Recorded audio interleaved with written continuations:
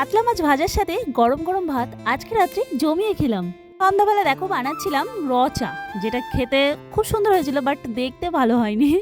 তো তারপরে বড় আমার নিয়ে এসছে অনেকগুলো বাজারটা দেখিয়ে চলে আসলাম বরকে চাটা দিতে। আমিও চা বিস্কিটটা খেয়ে নিলাম। তারপর একটু রেস্ট নিয়ে চলে আসলাম রান্নাঘরে।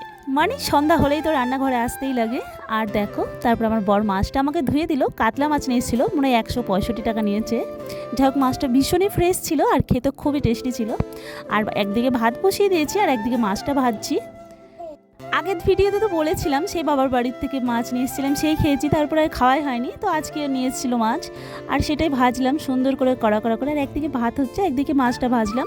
তো তারপরে ওই যে ছেলে বাবা বসে গেছে মাছ নিয়ে, তো ওদেরকে ওটা অ্যাভয়েড করে ছেড়ে দিলাম, মানে আর কি দেখালাম না যে ওরা কি করছে আর কি খাচ্ছিল। তো তারপর এখন বাজে প্রায় 9:30 পৌনে 10টা মতো। আর আমি এখন রাত্রে ভাত বেড়ে নিয়েছি, গরম গরম ভাত ধোয়া ওটা, তার সাথে লঙ্কা ভাজা, কাঁচা লঙ্কা আর মাছের তেল দিয়ে মাছ ভাজা দিয়ে খেয়ে নিলাম পেট ভরে।